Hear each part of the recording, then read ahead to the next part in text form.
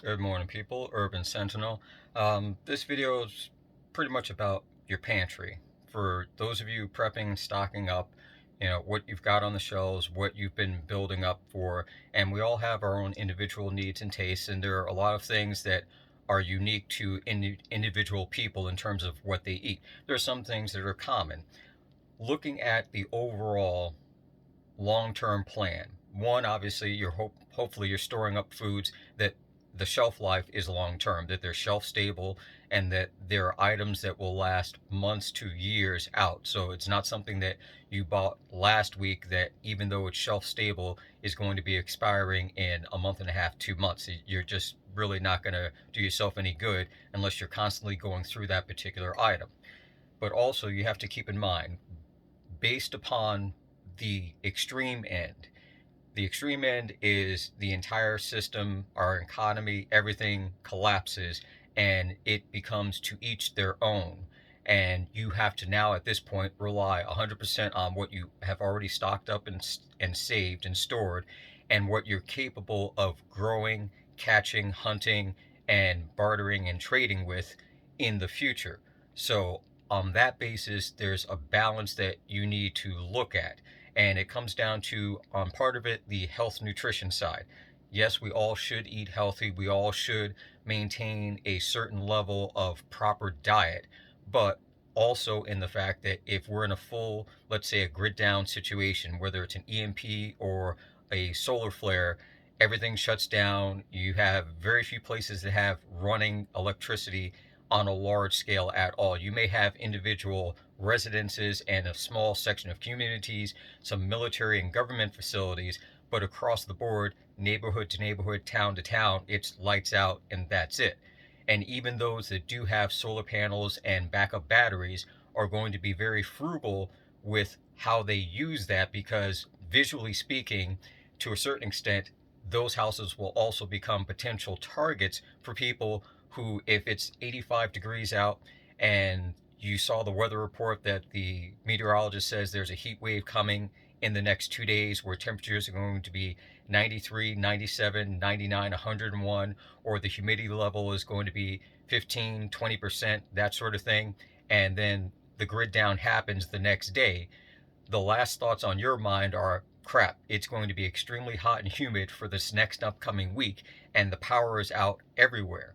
If you realize that there's someone that has a backup solar system that's running their house, because you hear that ding hum sound of the air conditioner coming on because they intend to keep themselves cool, even though the AC by itself doesn't make a lot of noise. When you have complete silence of lack of running vehicles and normal house noise and music playing from people's stereos and things like that, small sounds like that tend to travel a lot farther. The same way that if people are hungry and starving, in a cold winter, and someone kicks on their barbecue grill and starts throwing steaks on it, they can't see it, they can't hear it, but they can smell it and follow that trail back to the source, and they start coming. It's going to be the same way. But going on the basis that the food that you have is all that you will have, you need to look at the balance of your basic proteins, your fats, and your carbohydrates. Now, normally in our modern society, we want to live healthier, so we want to reduce the amount of fats that we have. We want to moderate the carbohydrates. I don't, but they say that you should. And you want to have a decent amount of protein balanced between, the proteins that you can get from beans and the proteins you can get from meat sources. All well and good. Perfectly fine with that. However, in a situation where you don't know how long it's going to be a grid down, it could be several months, it might be several years. Your preps are not infinite. And even if you're growing food in a garden and you're a capable fisherman and a hunter and you can trap anything that walks on the ground, there's going to be a point where you're going to have to limit the number of meals that you have during the day, or the amount that you put in a meal. So you want to start looking at balancing out, giving yourself enough sustainable energy depending upon what you're going to be doing. So if your plan is to get up early in the morning and trek out, follow some tracks, and maybe you can catch something, trap it, hunt down and shoot something, then you're going to need a higher level of carbohydrates in terms of giving you the necessary energy along with the proteins to keep your muscles going while you're doing that. Versus if you're going to have to a certain extent, less physically active period where you're going to be taking rest, you still want to be able to have some fats and you still want to be able to have some proteins and carbohydrates, but you're going to be changing the balance of them, because what you don't want at the other end is simply to start putting on excessive weight, which causes an excessive amount of energy to be used with less outcome of value. You're exerting yourself more but getting less out of the exertion. You also don't want to end up in a health situation with no doctors, no regular medical facilities due to that. So it's still a case of balancing what you have in your pantry that you can moderate your intake needs, whether it's changing the number of meals you have, changing the quality of the meals based upon what you know you will be doing over the next day, 2, 3 days. The food that you take in, if you plan on throwing on a backpack and hiking the 50 to 75 miles up to your cabin, is going to be completely different than the food that you're going to be taking in when you're going to be doing scavenging throughout your city, racing out a mile here, riding a bike 2 miles there, grabbing a skateboard if you need to get 3 miles across town, whatever it takes. When you're doing a short burst, high energy activity, back and forth, compared to a long, drawn out marathon of walking, walking, walking, walking, with maybe a few sporadic moments of you need to run real quick to get away from whatever the threat is, and then you're back to walking, walking, walking. So looking at the preps that you have, and a lot of new preppers, I've said it before, the beans and the rice, they are a necessity, they are beneficial, they do provide a good base, but they are not solely and exclusively the thing that you need to have. And I've had conversations with people that, in their mindset, because they don't fully understand it, they ignore their daily diet and what they buy, and they think, well, beans and rice and then I'll be all set. Yes and no. Beans and rice, you'll be all set, but at a certain point, your body and the beans and rice are just going to be at their limit. It's going to be a psychological thing, and it's going to be a physiological thing, because you're still not getting enough of the balance that you need all the way through, because all you're going to be doing is balancing out the amount of beans and the amount of rice that you take in during a particular time period, and that's it. People aren't keen on certain types of foods. I get that. Again, it's personal choice. So as a suggestion, you buy more of what you know you're going to eat. If you have the time and the money to experiment with some various freeze-dried food products, do it. If you have the time to buy a couple of different brands of types of food that you normally wouldn't from different manufacturers, do it. Because honestly, if you can save yourself both time, money, and the overall hassle of having a case full of food that you think, well, I got it because it was cheap, and then you eat it and you want to vomit, it's not going to do you any good. Find out now so you don't have to deal with that later on. And if you're a situation where people have certain allergies or sensitivities to certain types of foods and they can only eat certain things, make sure you have a lot of those. I'm not going to get into the individual preps for people that have diabetes, or people that have high blood pressure and hypertension. That's a long whole entire thing that I'm not stepping into. Those are things that, honestly, if you haven't been to your doctor, go to your doctor, find out what your current status is, find out what you could do if certain things happen. You can ask your doctor. They may look at you weird, but you know what? That's them, and you're their patient. They still have to give you some type of medical advice, some type of suggestion on what you can do in terms of the food that you take in, and what you can do in terms of the lifestyle that you need to do to maintain a certain balance.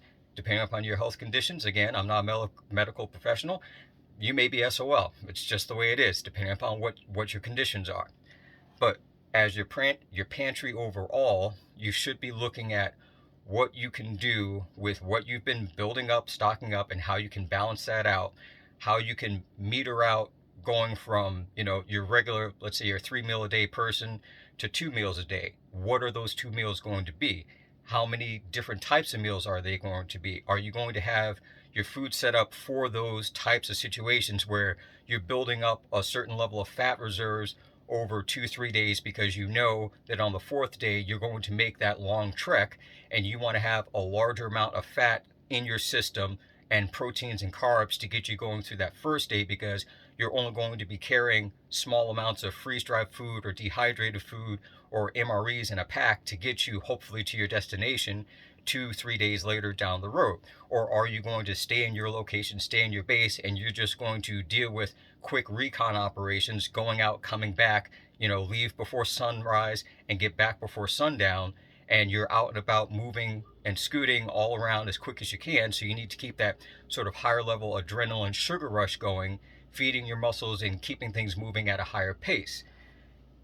On a long-term basis, both can be sustainable, but it comes down to the preparation you do now, the things that you stock up now. So in many cases, yes, your regular daily diet, but unless that's something that you're regularly doing during the week, if you're normally a person who goes out and does a 5-mile run every day, and you're sustaining yourself, your weight, your health conditions doing that, then the things that you stock up based upon what you take in each day, that'll go for it.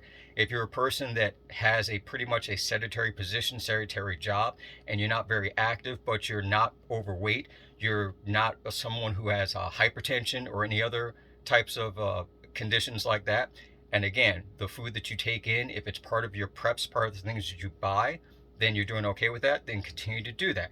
You can always stock up on those extras, buying the big bag of this and the big box of that. Sure, have one or two of those. Doesn't really make that much of a difference. It's just something extra to keep on standby. In the other video that I did, I talked about forming up a prepper co-op, so you're not necessarily burdened with keeping all of the supplies all in one location. Other preppers or other associates and acquaintances and friends and family, everyone takes a little bit, shares a little bit, stores up a little bit, and makes it easier to basically have more, but instead of all in one location, it's located out in different areas. So overall, take a look at what you got, go through your plan, what you intend to get, what you intend to do with it, how you think it will benefit you, and really think down the line of these are the situations that would regularly occur.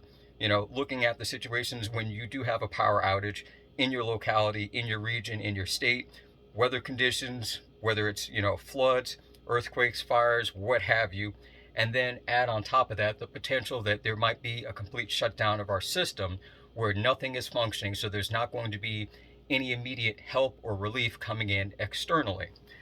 Plan it all out and replan it and replan again, because that's part of what being a prepper is. You make a plan, you look at it, you come back to it a week later, you see an error, you see a flaw, you come up with a new idea, you change the plans again. You keep all these plans going, so one, you still have a catalog in your head at the minimum of the various situations that could occur and how you can adapt to them. Planning it out, working it out, even if it seems ridiculous, will still put that thought in your head, and that's still back there. So in the event that something very similar to that comes up, you're not completely taken off guard. You're not completely surprised. You're not going to be one of those people that, is wide-eyed and jaw-dropped and saying, I had no idea this could happen, because you thought of it and you said to yourself, well, the chances are low, but I'm still thinking, what if this does? Well, that's it for now. I'll catch you guys later.